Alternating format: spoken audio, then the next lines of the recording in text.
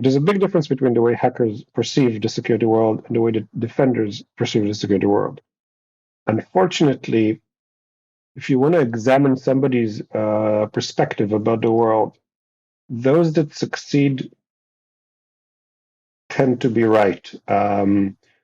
It's not necessarily that that they have a better opinion of the world, or it's just that what they think seems to work. And unfortunately, what the hackers were doing and still are doing, it seems to work. Welcome to 20-Minute Leaders. Just sit back, relax, and learn from the leaders of today. It's a journey. Each one is different, unique, inspiring.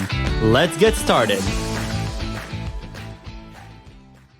This episode is powered by J Ventures, a community-driven VC fund in Silicon Valley, in partnership with Leumi Tech, sponsored by Hippo Insurance, Upwest Labs, Turing, Hillel at Stanford, Leap, and in media partnership with CTech. Welcome to another episode of 20-Minute Leaders. Today, I have with me Yossi Naar, the Chief Visionary Officer and co-founder of Cybereason. And yes, we're going to be talking about cyber.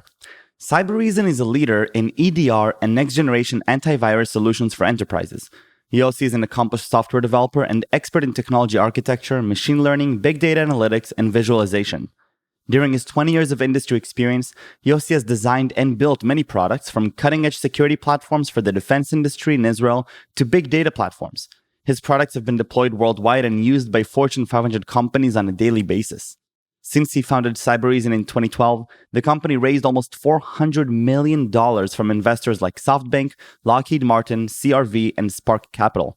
Cybereason is privately held with 700 employees, operates in 40 countries, and headquartered in Boston, with offices in London, Tel Aviv, and Tokyo. Yossi Naar, welcome to 20-Minute Leaders, Chief Visionary Officer and co-founder of Cybereason. Welcome to my show. How are you today? Good. So it's lovely to be here. It's a great time around central Israel. The sun is about to set, perhaps even during our call. So the lighting will change a bit, but I'm really excited to take this opportunity in these 20 minutes to reflect a little bit about your journey and about your understanding, in the cybersecurity space, but even beyond the cybersecurity space, how you got into this space. Originally studied economics and physics.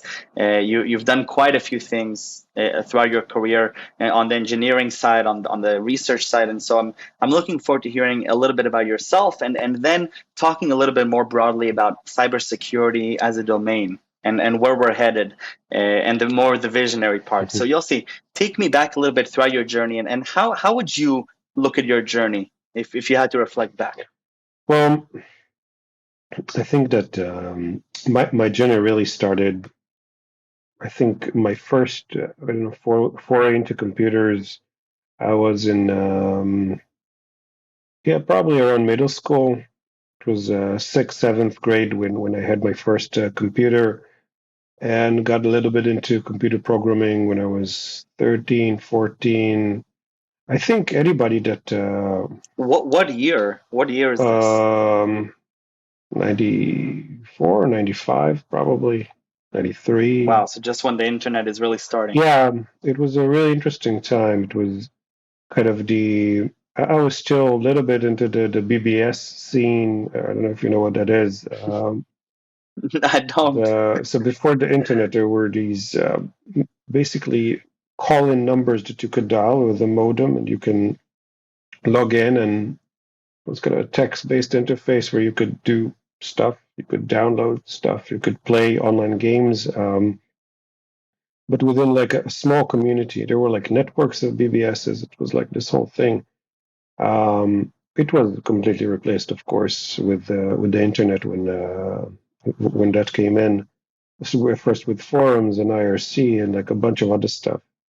And when I was kind of getting started, I was, I think, 16 or 17 when I first started connecting to the internet. I think that everybody from my generation, everybody who was involved in software and programming, you always have kind of an eye on security. It's an inseparable part of what you do. And there's always these viruses going around. They used to announce on the radio that today is Michelangelo's birthday, Really? so turn off your computers because there's like the Michelangelo virus that would delete everything. Wow. And It was, That is so cool. well, I don't know if cool is the word I would use to describe it, but it was a very different time in terms of the idea of somebody remotely hacking your computer didn't really exist. There were a lot of worms that would go around. There was like the I love you virus. I think it was 2001 or so. It was like it's an email worm that just spread like crazy and did like a ton of damage to all of computers. But this was what was security at the time. It was that. It was phreaking, which is, hacking into phones. I don't know if you ever watched the movie Hackers, but that kind of it's a movie from the 90s with Angelina Jolie that just kind of gives you a feel of like the concept of what hacker culture was at the time. Hacking was something that you do with these old computers into these little networks that you would dial into, and the whole concept of the internet, and it really goes back to those days, and the love of this world, I think, stems from that. Not to say that I was particularly into hacking. I'm more of a maker. I like to build things. So for me, this was really always about creating things, and that's what I used to do for the first few years, or maybe for the first 20 years, so not so few. When I decided to go back, well, I kind of I was always into building things. I was building software, and there was a time in my life where I wanted to explore other things. So you mentioned a little bit of my background. So I kind of wanted to know, because I've been in computers for so long, and because I've been building software for so long, and from a relatively young age, it was always kind of like, this is where my life is going. But I wanted to know if it's a choice that I'm making, or if it's kind of rolling by default into something. So when I went to school, I decided I'm going to try physics, which is something I always enjoyed, and I did that for a little bit, and then I went for economics for a little bit. I worked for the central bank. One of my professors was a manager of one of the departments, and he was looking for people, so I was there for a while. Um, it was an interesting journey. You learn, I think, the most when you go to these places that you really have no idea what they're about, um, and they're very, very far from the world that you're used to. So I think there's nothing further than the typical high tech company than going into the central bank and seeing the way that life is there and the way that the work goes on there, understanding the internal politics of a complex organization like that. It gives you a lot of insight after when you work with these organizations. When I was working for this services company, which was kind of my more real entry into cybersecurity, I was working for this company called Gita that did cybersecurity services, or really development services, but were more security oriented. So I worked a lot with the defense industry here in Israel during that time, and I've had this idea of how these big organizations work. So when you come to work with them, you have to understand that time has a different meaning in these places, and work life is a really different thing than what you're used to when you work for a tech company. There's no time when you work for a tech company. You always feel like the future is burning, and you're always behind, and you have competitors, and you kind of have to do everything as quickly as you can. And in these places, Right. time time is very flexible. Time is flexible. Very different. And you also think, in years. I was working on a project that it's like lifetime was supposed to be like 5 years. I was working on a project for building a security system for a bank. They were, I don't know, year 6 into the project when I joined. It was supposed to be over, Wow. a year or two before that, and it continued long after I left that particular services company. So that was kind of my entry into the cybersecurity world. It was always something that I found to be interesting. There are a lot of interesting problems there, and I have a close friend of mine, Jonathan, who's my co-founder. We've been friends since high school, and we've always talked about, let's start a company, start a company. And I think all the stars kind of aligned, and we met Lior, and it created this really amazing connection between the three of us that helped build this company. So it was kind of will and timing and luck. You always need luck. So, co-founder and chief revenue officer of Cybereason.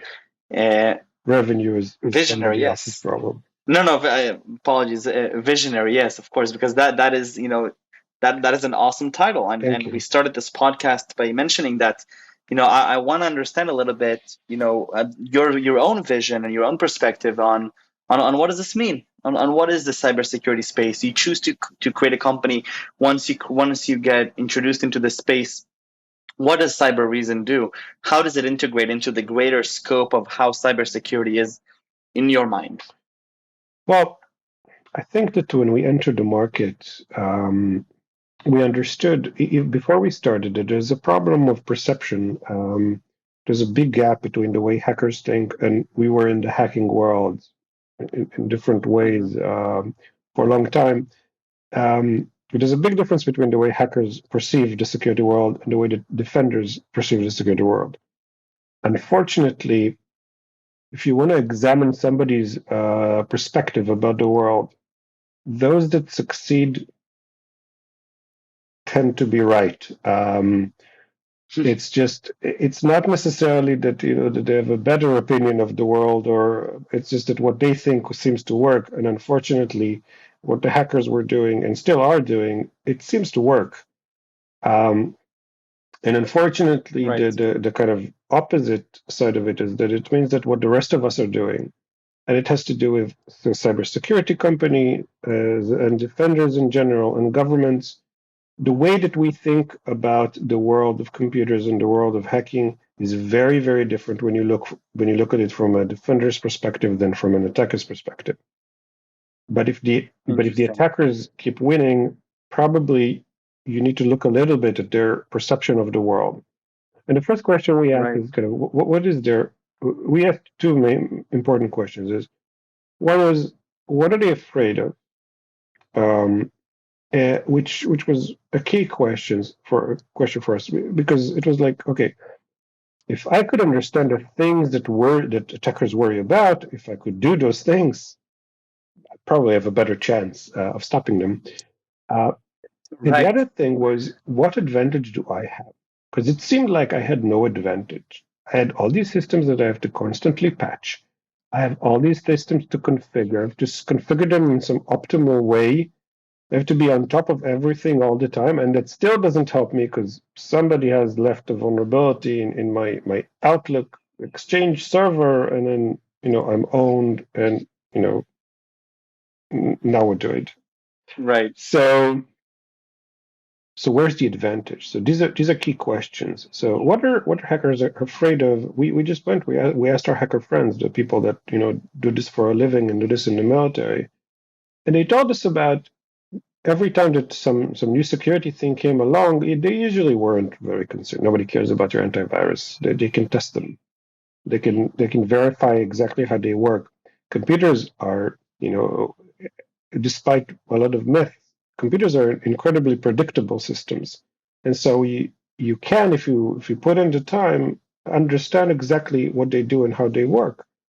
It gives you a massive advantage when you try to penetrate somebody. You have all the time in the world. You can, set up a whole mock operation, build up, even a nuclear refining facility, simulate it, and then attack it. And you don't even have to be there. You can build a program that's going to do it automatically for you. That's how predictable this world is. Wow. So this isn't really something you can do anywhere else, right? And I love the reference, of course. You can see how hard it is to work in the predictable real world. The real world is incredibly complicated, which is why it's taken years of very, very smart people building on the work of very smart people to just try to build self-driving cars. It's a really, really complicated technology. The autonomy of cars to move around in the world. I'm not saying for a car to decide to do something, or to try to crash into people or whatever. Just for a car to drive, to be able to understand the world around it. And and now you can, on the other hand, you can build a piece of software that will infiltrate and move from one computer to another in a complex network, get to a management system, and perform a covert operation that will, accelerate and slow down centrifuges in a way that will make them break, and do that for so long without anybody understanding that that's what's going on. I mean, there is no equivalent to this in the real world, and it's just because this world that is so foreign to us. But the people that run hacking operations, they think about it. It's kind of, how can I get in? What are the ways that I have? Once I'm in, how can I do something, covertly so that I can reach, whatever it is that I'm trying to do, steal their data, ruin their centrifuges, shut off their gas accidentally with a ransomware, as just happened. These are kind of, I mean, it's kind of crazy that it's possible to do all these things, and that they can be done not only covertly but with no attribution. So even if somebody notices, catching whoever was involved is incredibly difficult. So it gives a lot of cover. It gives a lot of possibility to the people on the other side. They're not really afraid of getting caught. And if you run OPSEC properly, then you probably won't be caught. So we asked them what they're afraid of. What on the network worries them? What things that happen on a computer? And the question, the answer that kept coming back is that they really don't want to be noticed. They don't want anybody paying attention to what they're doing. And the thing is that the things that are looking, they're trying to look for specific bad things that are going on. That's not a very effective way, because computers are predictable systems. If I can anticipate what you're going to do, I've won. It's just like in chess. If I know your next move, I've won, because I can do something to prepare before you can think about that. So it's kind of a one-sided chess game, because one side is playing chess, which is the hackers, and the other side is, I don't know, playing Rummikub or whatever. They're playing a different game. They don't understand the game that they're in. Now, from that perspective, we came and said, okay, what advantage do I have? And the advantage that the defender has is that they own the battlefield. They don't need to take over it, but they don't have the power of leveraging that fact. They need visibility. They need to get hold of the battlefield. They need to own it. They need to be able to understand. Imagine if I came into your house and I was walking around your house and you couldn't see me. I was invisible to you, and I would move things around, and you'd be completely unaware of the fact that that's going. This is how most networks are. I can go into your personal computer, I can move stuff around, and you just won't have any idea that I'm there. So we're trying to to bring something of that physical equivalence into this virtual world, where there would be no way for you to do something on my device without me knowing about it. And then on that, we built the abilities to behaviorally understand what normal people do, what hackers do, a little bit of anomaly detection, a little bit of artificial intelligence that go into that, and a lot of human intelligence of people that we built this graph system. So all our technology is proprietary, and I won't go into that because we're not I don't think it's a very technical show. But the base concept of it is to try and translate the way that human incident responders and defenders, the best of them, think and approach investigation, give them the best tools, and automate as much of the work as possible to help them detect and then very quickly resolve. And it works. It really does. Because we've shifted the way that we think from thinking about how to stop somebody from getting in, but rather to understand what they're doing once they're inside. And that is really the key. Use your advantage. Make sure that you have a hold of the battlefield and leverage that to defend. Well, 100%. And I think that the way that you're looking at this industry is really interesting to me. Coming from the industry myself and being on both sides, it's an interesting perspective. I think also you touched a little bit on the psychology, and you touched a little bit about behavior. And at the end of the day, this is behavior that we're not used to do. People investigating these types of things is not something that we've been practicing for many years. It's something that is continuously evolving. One of the things that you're obviously referencing also is that in this cat and mouse game, the mouse is always first. The mouse always starts running, and then the cat starts chasing, and it, as you become more and more as you become more and more flexible, and as you become more and more alert, obviously the things change. And I think that's the beauty also of this industry and this cat and mouse game. And Yossi, I really want to thank you for coming here in 20 very short minutes, but I still learned so much, and I really appreciate it. I have 3 questions that are not related to what we talked about, and they're not committing either, but I'm really curious to hear a little bit about you if you're up for that. Yeah. Going back to middle school, what fascinated you as a kid? What was your favorite subject? Well, it's these kind of questions that that give me pause sometimes, because sometimes you feel like in our culture that you can shrink the complex state of being for somebody to this very very narrow fact about them. Oh, I liked a lot of things. I really liked computers, which is kind of why I'm doing what I'm doing. But I liked Even before the internet. But I liked physics. I liked music. I liked people, and I still do. I still like all of these things. Amazing. Key person or people throughout your journey that inspired you personally or professionally? I think I've met a lot of people on the way. There were teachers that were significant to me and kind of helped me learn things. And I also did a lot, on my own. I spent a lot of time, learning and studying. But I think in recent years, I found that that there are certain people that I can lean on and that I can work with, and that can really help me evolve, as a human, as a person, not just professionally, and really help me change my perspective about the world.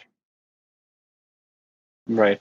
I think, and going back to the look on these questions, the 3 words that you would use to describe yourself, if you're up for it, I definitely, just from this conversation, I can feel that it would be impossible to classify in 3 words. We touched on so many subjects that obviously fascinate you and show who you are. But if there were 3 words that you would think describe you, your personality, who you are. Well, I'll tell you what I think other people would say, because I don't really classify myself in that way. But I think most people that know me would probably first say that I'm very intelligent, warm, and sensitive. I love it. Yossi, toda rabba. Thank you for spending this time with me. This was wonderful. Thank you. Stay safe, stay healthy. Thank you for the inspiration. Thank you. It's been a pleasure.